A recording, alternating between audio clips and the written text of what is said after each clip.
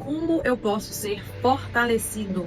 Será que a palavra de Deus se preocupou em ensinar os seus filhos como ser fortalecido no dia a dia? Será que o Senhor se preocupou ao ponto de deixar aqui registrado como que nós podemos vencer os problemas deste mundo? E é claro que o Senhor, pensando em nós, por amor a nós, Ele deixou tudo registrado aqui na palavra. Como que nós podemos vencer? Como nós podemos ser fortalecidos? E é sobre isso que eu quero falar com vocês, rapidamente, brevemente. Eu espero que essa palavra vá de encontro ao seu coração e possa te ajudar a vencer o dia a dia, a se conectar mais com o Senhor Jesus.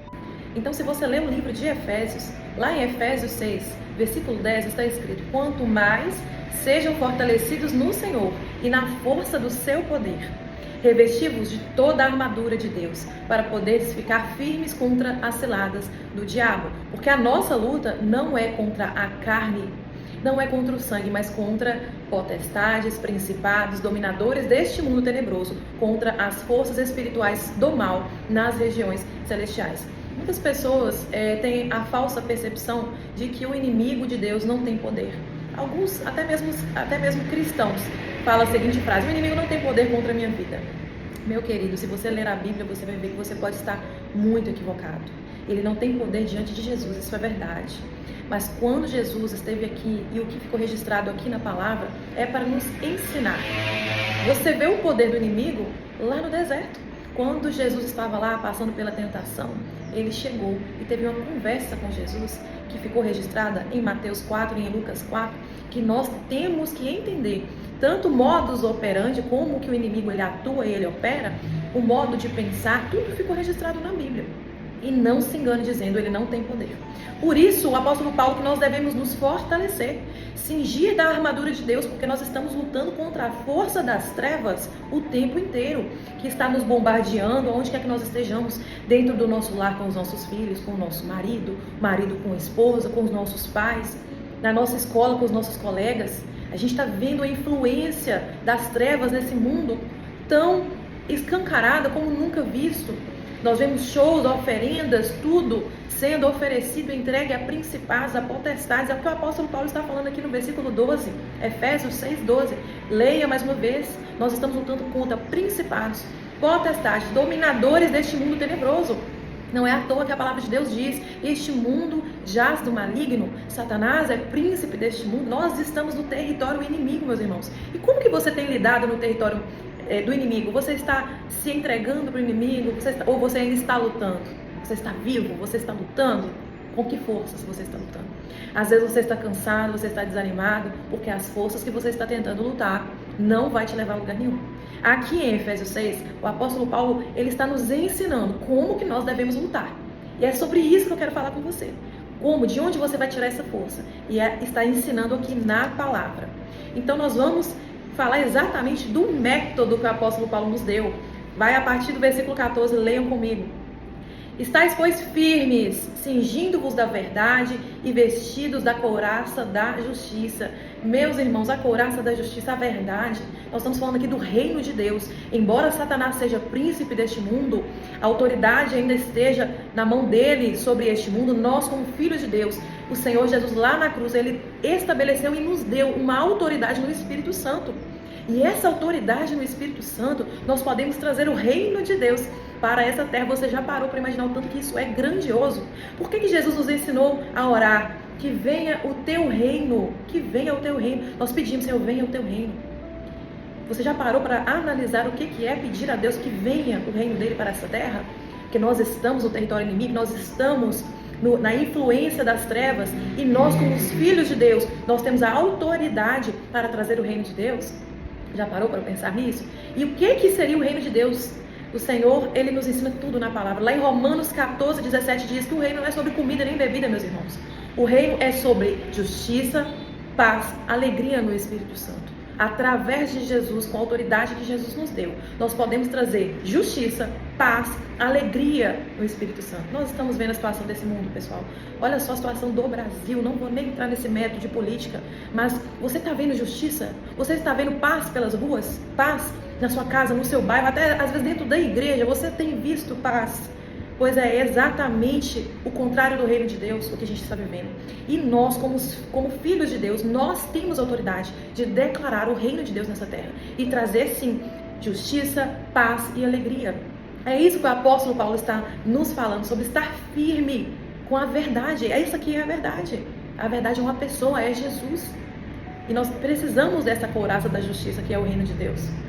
Calçai os pés, no versículo 15, calçai os pés com a preparação do evangelho da paz, embraçando sempre com o escudo da fé, com o qual podereis apagar todos os dardos inflamados do maligno, meus irmãos. Apagar todos os dardos inflamados do inimigo. O que seriam os dardos inflamados? Aquela seta inflamada, cheia de fogo ali, cheia de veneno, o que for para atingir a sua vida. Você, através do escudo da fé, você tem a capacidade de apagar todos os dardos inflamados do maligno. Meus irmãos, a fé, o que é a fé? Nós temos lá em Marcos 11, 23, olha o que o Senhor Jesus nos disse.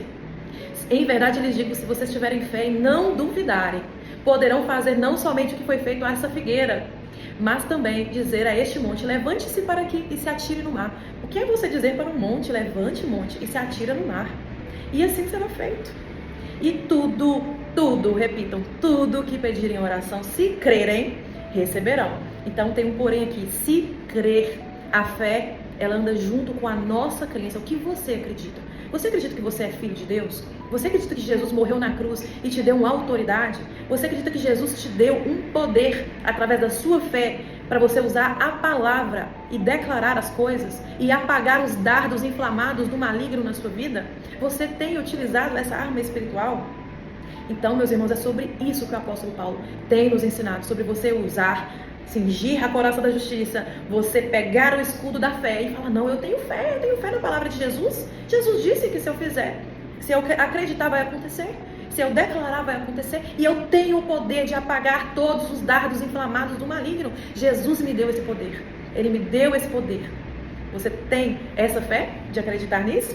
Olha o que o apóstolo Paulo diz no versículo 16. Embraçando sempre... desculpa, eu acabei pulando. Versículo 17.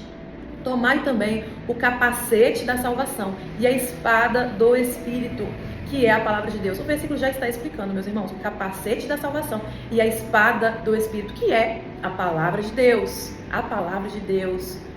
Meus irmãos, a palavra de Deus. Se você tiver dúvida em relação à Bíblia, eu vou te fazer uma pergunta. O que Jesus disse sobre a palavra de Deus? O que Jesus disse sobre as Escrituras? E está registrado. Está registrado em Mateus 4, Lucas 4, se você quiser ler comigo. Mas quando você vai ver Jesus sendo tentado por Satanás no deserto, Satanás chega em Jesus, Jesus acabou de ser batizado, veio o Espírito Santo de Deus, desceu sobre ele como forma de uma pomba, disse, esse é meu filho amado. Jesus, depois de 40 dias no deserto, chega Satanás e disse, você é mesmo filho de Deus? Olha como que Satanás tenta Jesus, ele tenta com a palavra, ele declara salmos para Jesus. E diz, se atire daqui, porque está escrito. Olha só como ele fala, está escrito que o Senhor dará ordem aos anjos ao seu respeito. O que Satanás quis dizer? Está escrito lá em Salmos que Deus pode dar ordem aos anjos ao seu respeito. Se atire daqui, que os anjos vão te salvar. Aí Jesus respondeu Satanás com o que, meus irmãos? Com as Escrituras, com a palavra. Ele disse, mas também está escrito, não tentarás o Senhor vosso Deus.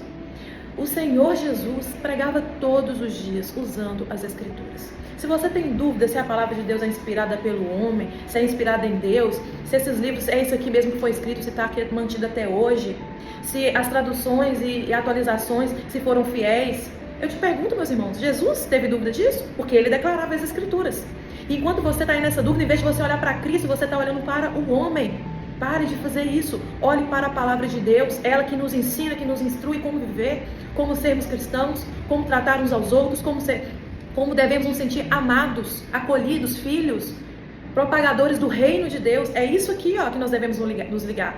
E não nas nossas dúvidas, nos nossos achismos. Satanás chegou em Jesus com o quê? Com dúvida. Você é mesmo filho de Deus? Ele está o tempo inteiro te bombardeando de dúvidas.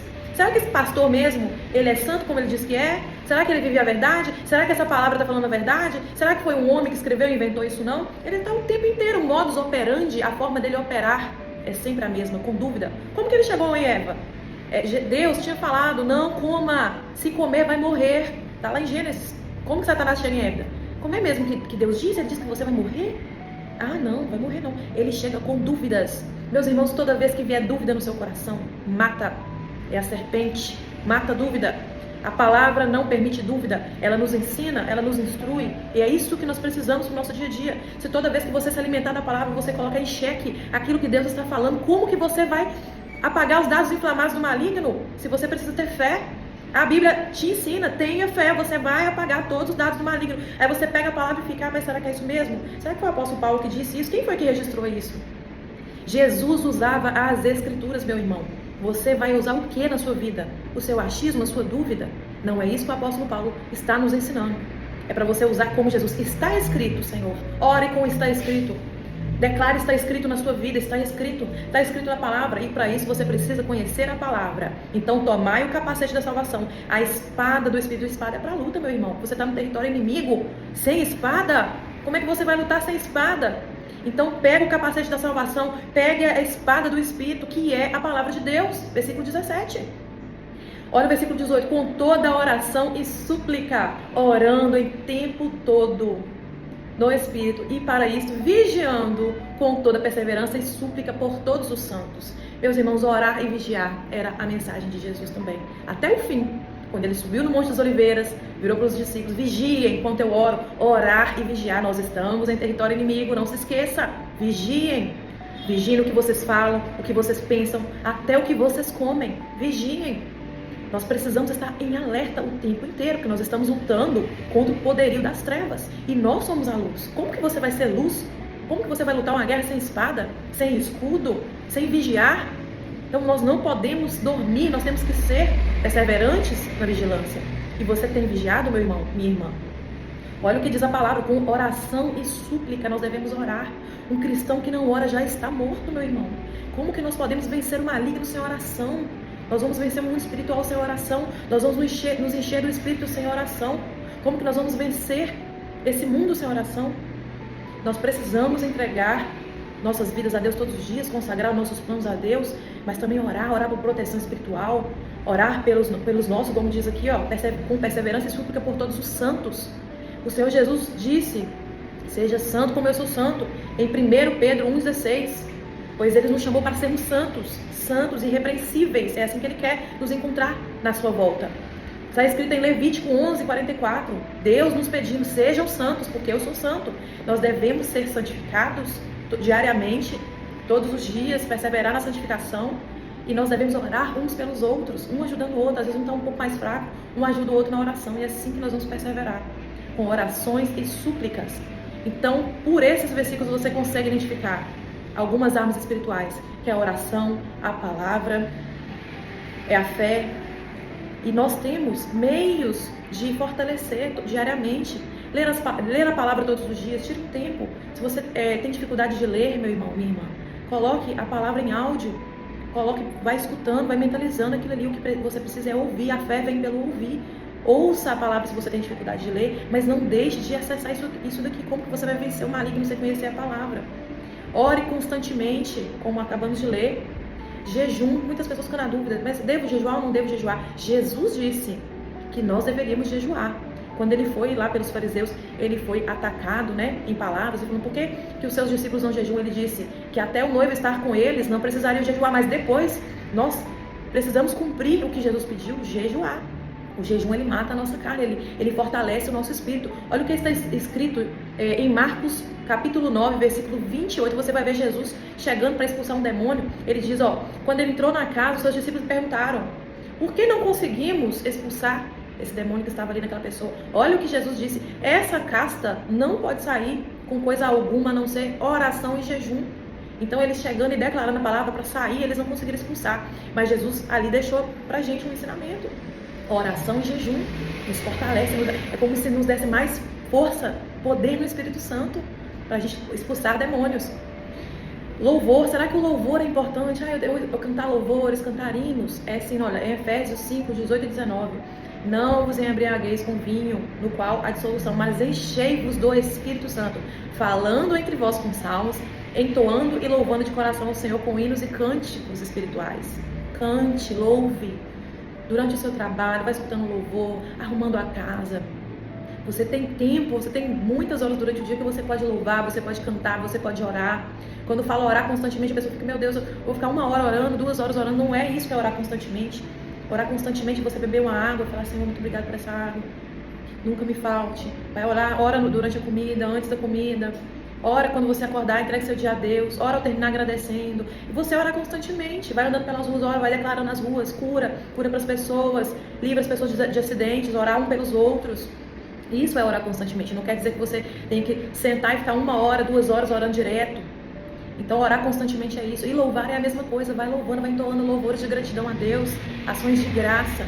E olha essa frase maravilhosa que muitas pessoas passam sem examinar. Falando entre vós com salmos. Meus irmãos, o apóstolo Paulo nos ensina a declarar os salmos.